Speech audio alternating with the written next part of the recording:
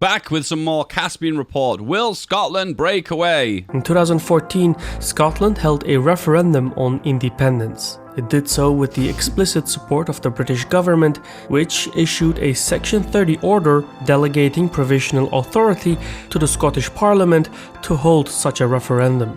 The Scottish government at the time described the vote as a once-in-a-generation opportunity. About 4.2 million Scots, representing 85% of Scotland's population, cast their ballots and rejected independence by 55% to 45%. Scotland's future, it seemed, was decided. In the Union, it would remain. However, the world has changed since Brexit, and both Scottish and English nationalists feel reinvigorated. Now, lawmakers in Edinburgh are pushing for a brand new Edinburgh. What? Edinburgh? referendum on independence. For every video now, when I see Edinburgh, I'm just going to go Edinburgh to piss everyone off.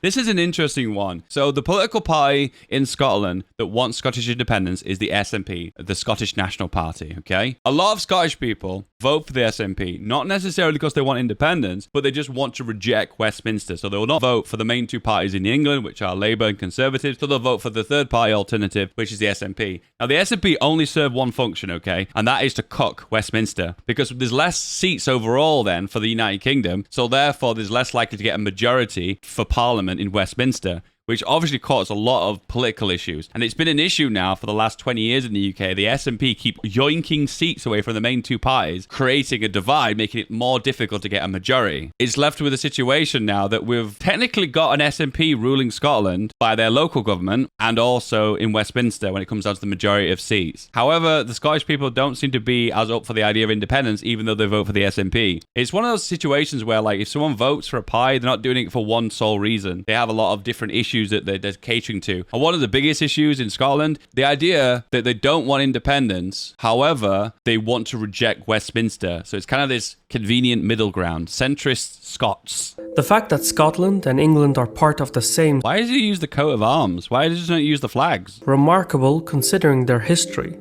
For centuries, Scotland existed as a thorn in England's backside. Oh, this is referencing the Middle Ages. Okay. England Makes sense. possessed a geopolitical imperative to unify the island of Great Britain and to that end conquered Wales in the 13th century. But a combination of internal political differences, including English civil wars and Scottish geography, prevented England from dominating Scotland by force. In fact, from the 13th century to the 16th century, every Scottish and French ruler faithfully renewed what became known as the Old Alliance, aligning Scottish interests with that of France, England's mortal enemy at the time. Alliance. 3 times in the 14th century, France financed the raising of Scottish armies to invade England. This is really weird in a way, looking at this, because everyone who's played EU4 can relate to this. Ultimately, England never succeeded in conquering Scotland. Instead, Scotland agreed to join the newly united kingdom in 1707, not because of geopolitical advantage possessed by its southern neighbor, but because of its own economic incompetence. You see, at the end of the 17th century, Scotland embarked on a scheme to establish a new colony on the Isthmus of Panama at the Gulf of Darien. It was an ambitious project. Old history, EU4, what if they were successful at forming Scottish Panama colony? Come on guys, what would the world look like? But in the late 1600s, Scotland, let alone human civilization, did not possess the requisite technology to conquer such fierce nature. The abject failure of the Darien venture sent the Scottish lowlands into financial ruin, as between 1/4 and half of the Scottish national wealth was pledged to and lost in this single failed colonial initiative. Darien was not the only reason for the Acts of Union, which declared that as of 1707 and forever after, Scotland and England should unite into a single kingdom. Even so, there can be no doubt that for Scotland, uniting with England was an act of economic expediency. Many Scots detested the idea even at the time, with violent unrest and mobs marking the lead-up to unification. Nevertheless, the Scottish leadership decided the Union was in their best interest and economic priorities carried the day. Fast forward to 2016, the United Kingdom That's stock footage. the day Made me laugh. nationwide referendum, this time to decide whether the country should remain in the European Union. Brexit is what threw the spanner in the works for this. The UK was unified behind the idea of Scotland remaining part of the Union. However, Scotland would prefer to remain within the EU, creating a split within the country. Hence the reason why the SNP are pushing for another referendum. There was just one small problem. The constituent states of the UK did not agree unanimously on this critical issue. England and Wales, both with a 53% majority, voted to leave the European Union, while Northern Ireland, with a 56% majority, voted to remain. In Scotland, pro-European sentiment was even stronger. A remarkable 62% of Scots voted remain against 38% opting for leave. This created two problems for the future of the United Kingdom. The first was that it undermined the UK's democratic legitimacy. Scotland and Northern Ireland's fates were being decided against their popular will. Even more serious, however, was that the economic logic of the UK was no longer a foregone conclusion. For over 3 centuries, Scotland benefited immeasurably from its union with England. In a sense, Scotland entered into a union with England at precisely the right moment. Within 50 years of the Acts of Union, the Industrial Revolution began in England, whose geographic position and access to coal and other critical resources gave it an early advantage. Within a century of the Acts of Union, France underwent a massive political revolution and witnessed the rise of Napoleon, whose eventual defeat left Britain unchallenged in Europe for generations. Scotland went from being a backward part of an isolated island to a critical component of arguably the most powerful empire the world had ever seen. This is like an example of China at the moment. China has a lot of minorities, ones that are being persecuted at the moment, and also there's limited freedoms in China. But you say to yourself, why isn't the country collapsing in on itself? It's because the nation is doing so unbelievably good. And it kind of represents this golden age of Britain as well. Like, why would Scots even think of independence when they're living in the greatest, most prosperous nation in the entire world? Now, 3 centuries later, the benefits of the Acts of Union are not as evident as in the past. This is not to discount the immense economic value.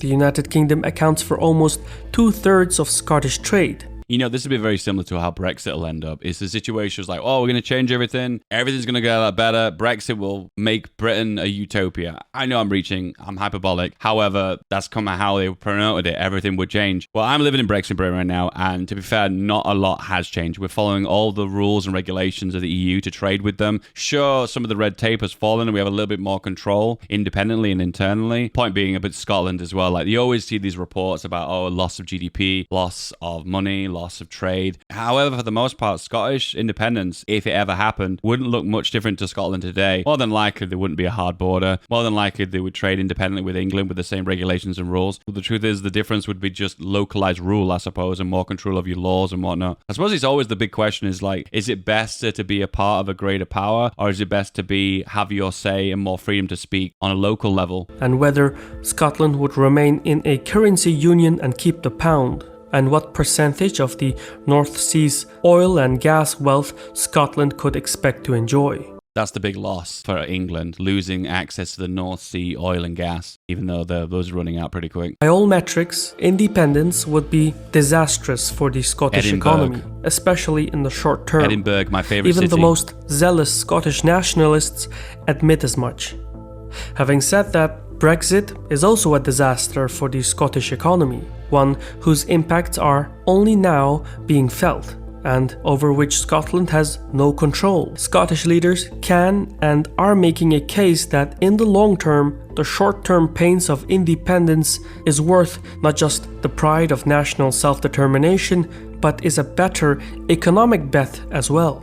It is not ridiculous to think that Scotland's economic prospects are better as part of the $18 trillion Eurozone than the $2.7 trillion United Kingdom. Isn't it funny when we look at history in the last 100, 200 years that we've gone through a period of unifying through imperialism? Obviously, the empires of France, Germany, the UK, the Russian Empire, and less nations overall in Europe. And then we've moved to an area now where everything becomes decentralized, and a lot of these empires have dismantled and we have more nations. Now we're moving more towards kind of reverting back to the past in a way, where we're moving towards more unifying politically with like the EU and unifying globally with trade, for instance. Of course, technologies had a part in that. Of course, the jet plane and the internet brings the world closer and closer together. And maybe that's the difference. Maybe that's the kicker. Technology broke us apart, and then it also kind of brought us back together. Support for independence swelled slightly above 50% in the years following Brexit.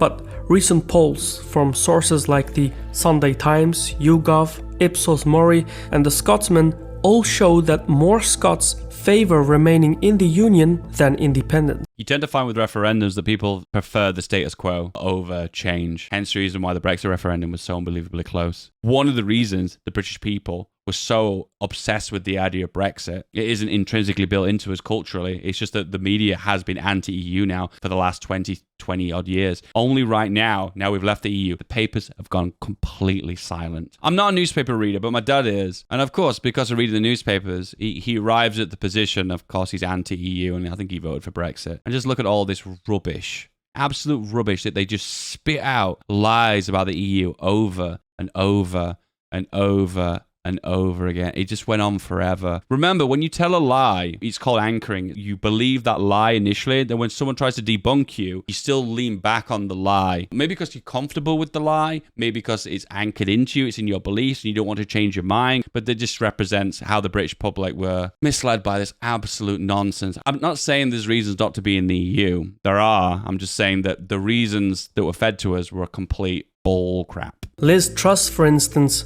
recently said the proper approach to dealing with Scotland, she is likely to become the new Prime Minister, was to ignore it and its attention-seeking leader, Nicola Sturgeon. England ridicules Scotland at its own peril. One of the reasons Scotland opted to remain in 2014 was because the British government felt confident enough in the Union to allow the referendum to take place. London's reluctance to sanction another referendum reveals a genuine fear that Scotland might opt to leave, which would be disastrous not just for Scotland, but for England as well. London risks increasing support among the undecided Scots if another referendum occurs. The Supreme Court of the United Kingdom must decide whether Scotland's referendum is within its competence, seeing as the British government seems unlikely to grant another Section 30 order. If the Supreme Court decides that Scotland does not have that authority, the Scottish National Party could opt to hold an illegal referendum a la Catalonia in 2017. But it appears the SNP has already opted for a different tactic, choosing instead to fight the next general UK election as a de facto referendum on Scottish independence. So they're going to enter the general election for the UK with the main thing that they're hammering home is this is a vote for independence. If you're voting an SNP MP, you're voting for them to represent the Scotland on the mandate of Scottish independence. It makes me think, how will Scottish voters vote differently with that in mind? The British-Irish Union of 1800 was also supposed to last forever on paper, only for the political situation to change and for Ireland to reclaim independence a century later. If a majority of Scots want independence and make that known, whether through a legal referendum, an illegal referendum, an overwhelming majority for the SNP in the next UK general election, or a massive campaign of peaceful civil disobedience, they will find a legal justification to make it so. The most pressing issue is whether Scottish national pride, stoked by anger over Brexit, English contempt, and British economic underperformance, creates the necessary foundation for Scots to demand their independence despite the legal, economic, and political consequences of such a move. The Scottish National Party is betting it will. Of course, the SNP was wrong in 2014, but the world has changed since then. And England knows better than anyone how sudden nationalist sentiment can lead to previously unthinkable outcomes.